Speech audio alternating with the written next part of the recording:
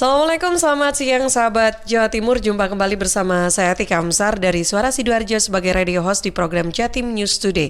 Breaking news update COVID-19 yang juga disiarkan serentak bersama radio jaringan Asosiasi Lembaga Penyiaran Publik Lokal Jawa Timur.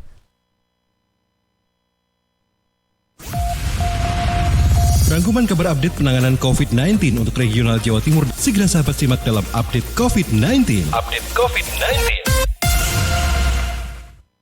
Ya, sahabat Jawa Timur, untuk mengawali Jatim News Today, breaking news update COVID-19 di edisi hari ini, Selasa 20 April 2021, kita bergabung bersama Kansa dari Suara Sidoarjo. Untuk ingatkan warga, Polresta Sidoarjo lakukan sosialisasi larangan mudik di Terminal Purabaya. Selengkapnya silakan Kansa. Ya sahabat, kegiatan sosialisasi ini dilakukan oleh Polresta Sidoarjo Senin 19 April kemarin dengan sasaran warga pengguna angkutan bus, MPU, dan awak bus, terutama tentang larangan kegiatan mudik mulai 6 sampai 17 Mei nanti. Selain itu juga menjelaskan bahwa dalam periode tersebut, seluruh kegiatan angkutan umum dalam terminal dihentikan kecuali untuk angkutan dalam kota seperti bus kota, angkutan kota, dan sejenisnya. AKP Sugeng Sulistiono, Kanit Laka Lantas Polresta Sidoarjo, yang memimpin langsung kegiatan bilang, selain berdialog, bersosialisasi juga dilakukan dengan pembagian selebaran. Selain itu juga informasi yang dilakukan dengan media sosial. Dan kegiatan sosialisasi ini diharapkan warga bisa paham dan mengerti, terutama terkait dengan kebijakan pemerintah dalam penanganan COVID-19. Dan rata-rata warga yang ditemui saat sosialisasi ini mengatakan sudah tahu dan paham tentang larangan mudik ini. Saya Nabila Kansa dari Suara Sidoarjo melaporkan untuk Jatim News Today. Ya, terima kasih Kansa. Selanjutnya kita bergabung bersama Amanda dari Suara Madiun. Ketua MUI Kota Madiun sarankan OTG COVID-19 tetap berpuasa. Selengkapnya silakan Amanda. Sahabat Jatim News Today, tahun kedua bulan Ramadan di masa pandemi COVID-19 tak mengendorkan semangat para umat Islam di Kota Madiun dalam berlomba-lomba mencari pahala dan menunaikan ibadah puasa. Pun bagi orang yang dinyatakan tanpa gejala atau OTG COVID-19 tetap dapat menjalankan ibadah puasa. Ketua Majelis Ulama Indonesia atau MUI Kota Madiun, Kiai Haji Muhammad Sutoyo menyarankan pasien COVID-19 yang bergejala ringan atau berstatus orang tanpa gejala tetap dapat menjalankan ibadah puasa di bulan Ramadan ini. Mereka dianjurkan tertib berbuka dan sahur dengan makanan bergizi dan berprotein tinggi sehingga imun terjaga dengan baik. Meski boleh puasa, mereka yang berstatus OTG tidak diperbolehkan melaksanakan ibadah secara berjamaah di masjid atau musola karena dapat menularkan virus corona ke orang lain. Sementara, bagi pasien terkonfirmasi yang bergejala berat dan memiliki penyakit komorbid, boleh tidak menjalankan puasa jika khawatir akan berdampak pada kondisi kesehatan. Namun demikian, bagi pasien positif COVID-19 yang tidak berpuasa di bulan Ramadan ini, mereka memiliki kewajiban untuk mengganti puasa di lain hari setelah Hari Raya Idul Fitri. Artinya, bukan membayar fidyah. Kecuali bagi mereka yang sudah tua, sakit tidak mungkin sembuh, dan tidak mampu melaksanakan ibadah puasa, maka bisa membayar fidyah. Di bulan Ramadan ini, Sutoyo menghimbau seluruh umat muslim agar tidak meninggalkan ibadah. Selain itu, dirinya juga meminta kaum muslimin untuk berdoa kepada Allah SWT agar pandemi COVID-19 segera berakhir. Sebagai informasi sahabat, saat ini total kasus konfirmasi di Kota Madiun berjumlah 2.126 orang, dengan 1.906 orang diantaranya telah sembuh. 32 orang lainnya masih dalam perawatan, 49 orang isolasi mandiri, dan 139 orang meninggal dunia. Demikian, saya Amanda melaporkan untuk Jatim News Today. Terima kasih Amanda. Sahabat Jawa Timur, kita bergabung bersama Risma Erina dari Persada FM. Tindak lanjuti keluh kesah pegiat seni budaya, Komisi 4 DPRD Kabupaten Blitar akan undang Satgas COVID-19. Selengkapnya silakan Risma. Baik Atika dan juga sahabat Jawa Timur, Komisi 4 DPRD Kabupaten Blitar mendengarkan keluh kesah para pegiat seni budaya selama masa pandemi COVID-19. Dan keluh kesah ini disampaikan melalui audiensi yang digelar bersama Dewan dan Disparbudpora pada Jumat lalu. Disampaikan Ketua Komisi 4 DPRD Kabupaten Blitar, Sugeng Suroso, yang mengatakan untuk menindaklanjuti keluh kesah pegiat seni budaya, direncanakan pekan depan ini juga akan mengundang Satgas COVID. Sebab Disparbudpora ternyata tidak mempunyai kewenangan dalam mengambil kebijakan atas permasalahan pegiat seni budaya, di mana para pegiat seni budaya ini mengharapkan adanya sebuah kebijakan dari pemerintah daerah, mengingat setahun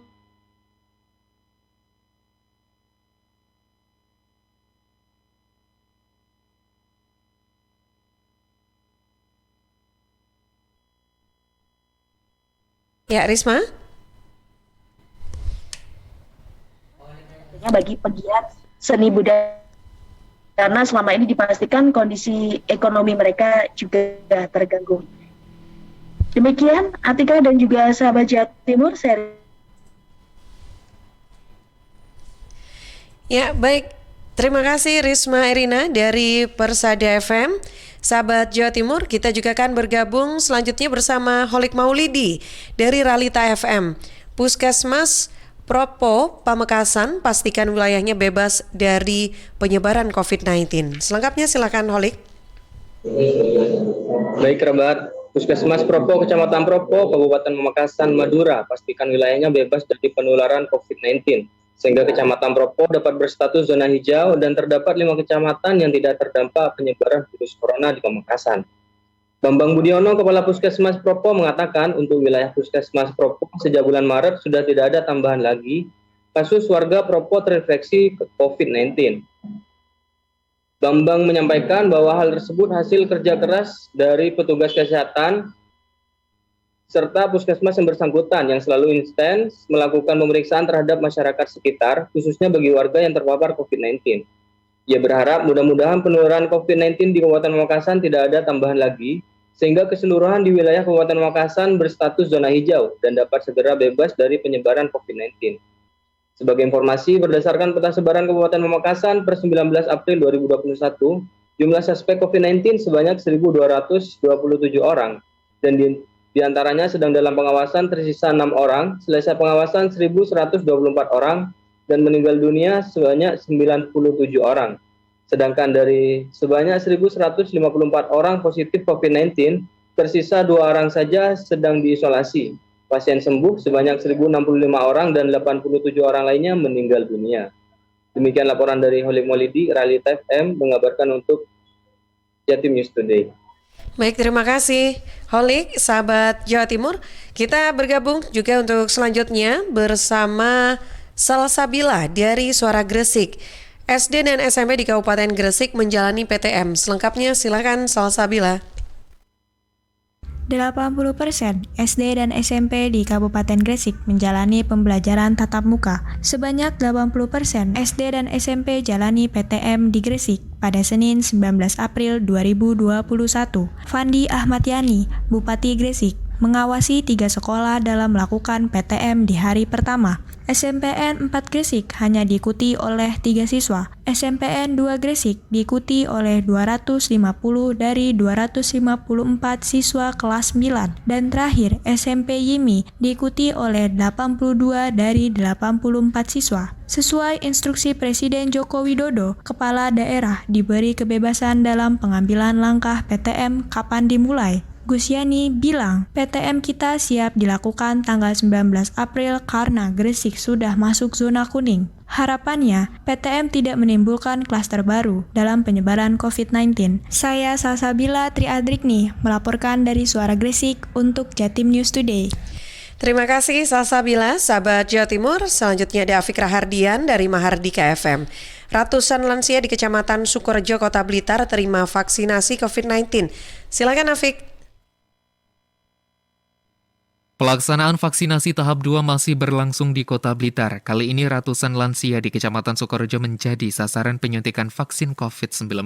Demikian disampaikan Wisma Yuniar, Kepala UPTD Puskesmas Kecamatan Sukorejo, Kota Blitar, Senin 19 April 2021. Wisma menjelaskan, total 1.057 lansia yang menerima vaksin ini berasal dari 2 kelurahan di Kecamatan Sukorejo, yaitu Kelurahan Telumpuh sebanyak 458 lansia dan Kelurahan Blitar sebanyak 599 lansia. Untuk lansia asal Kelurahan Telumpuh, dijadwalkan menerima vaksin COVID-19 dosis pertama di Puskesmas Kecamatan Sukorejo mulai Senin 19 April sampai Kamis 22 April 2021. Sedangkan untuk lansia asal Kelurahan Blitar akan menerima vaksin COVID-19 dosis pertama di Rumah Sakit Syuhada Haji Kota Blitar di waktu yang sama. Wisma memaparkan, pelaksanaan penyuntikan bagi lansia sedikit berbeda dari sisi screening misalnya. Selain memeriksa suhu tubuh, tekanan darah, serta riwayat penyakit, nantinya lansia juga akan dilakukan pemeriksaan kekuatan otot dan ketahanan tubuh. Hal ini untuk memastikan lansia siap menerima vaksin COVID-19. Vaksin lansia untuk Kelurahan Blitar dan Telumpuh. Untuk lansia yang di Kelurahan Telumpuh itu akan dilakukan di Puskesmas Sukorejo. Banyak 458. Kemudian yang lansia di Kelurahan Blitar akan dilakukan di Rumah Sakit Syuhada Haji sebanyak 599. Usai penyuntikan dosis pertama ini, Wisma menargetkan seluruh lansia tetap dalam kondisi sehat sehingga bisa mengikuti penyuntikan dosis kedua 28 hari lagi. Afik Rahardian, Mahardika FM. Terima kasih Afik, sahabat Jawa Timur masih dikabarkan dari Mahardika FM. Kali ini bersama Kirana Nisa. Terminal Patria Kota Blitar uji coba Genos 19 dalam sehari akan periksa 10 calon penumpang secara acak. Silakan Kirana. Sobat, fasilitas Genos 19 dari Kementerian Perhubungan RI akhirnya tiba di Terminal Patria Kota Blitar. Alat deteksi virus COVID-19 melalui hembusan nafas ini mulai diuji cobakan pada masyarakat Senin 19 April 2021. Ferry Sugiarto, Kepala Terminal Patria Kota Blitar mengatakan, Genos 19 dari Kementerian Pusat ini untuk mengantisipasi masyarakat yang nekat mudik pada momen Lebaran nanti. Meskipun pemerintah juga sudah mengeluarkan kebijakan larangan mudik mulai tanggal 6 sampai 13 Mei 2021. Ferry mengatakan, Terminal Patria menerima 1 unit mesin layanan Genos 19 dengan total 300 kantong plastik udara sebagai alat tes. Selama masa uji coba, Terminal Patria akan melakukan pemeriksaan secara acak terhadap 10 calon penumpang. Nantinya jika ada calon penumpang yang hasil tesnya positif, maka dianjurkan tidak melanjutkan perjalanan dan melakukan rapid test antigen. Acak jadinya, tadi kan sudah ini Bagong, Aksesoris Blitar, nanti saya ambilkan di Pare. Untuk yang Bali, untuk positif yang di bawah standar 55 itu kan diulang lagi, dicek 30 menit sesudahnya. Langkah ini pun mendapat tanggapan positif dari masyarakat. Nani misalnya, calon penumpang Terminal Patria Kota Blitar asal Kediri mengatakan sangat senang dan mendukung adanya alat deteksi dini Genos 19. Menurutnya alat ini sangat membantu calon penumpang untuk mengetahui kondisi tubuh sehingga bisa melakukan perjalanan dengan tenang. Iya, saya senang sekali karena saya bisa lihat kondisi tubuh saya. Untuk ketakutan, kekhawatiran ini? Enggak khawatir sih, biasa saja. Saya mau perjalanan ke Malang, sekaligus mau kerja juga. Sementara itu, uji coba Genos 19 di Terminal Patria Kota Blitar akan berlangsung sampai 30 hari ke depan. Selama uji coba pemeriksaan tidak dipungut biaya. Selanjutnya, pihak terminal masih menunggu informasi lanjut dari Kementerian Pusat. Kirana Nisa, Mahardika FM. Terima kasih Kirana, informasi yang disampaikan sebagai kabar terakhir yang bisa kami update untuk Anda sahabat Jawa Timur untuk program Breaking News Update COVID-19 Jatim News Today edisi hari ini. Anda bisa ikuti kembali setiap Senin sampai Sabtu jam 11.05 waktu Indonesia Barat yang disiarkan serentak bersama radio jaringan Asosiasi Lembaga Penyiaran Publik Lokal Jawa Timur. Saya Tika Amsar dari Suara Sidoarjo, pamit undur diri. Terima kasih dan selamat siang. Perkembangan penanganan COVID-19 untuk wilayah regional Jawa Timur sudah sahabat simak dalam Update COVID-19. Update COVID-19 bisa sahabat simak Senin sampai Sabtu jam 11 siang. Persembahan dari Asosiasi Lembaga Penyiaran Publik Lokal Jawa Timur.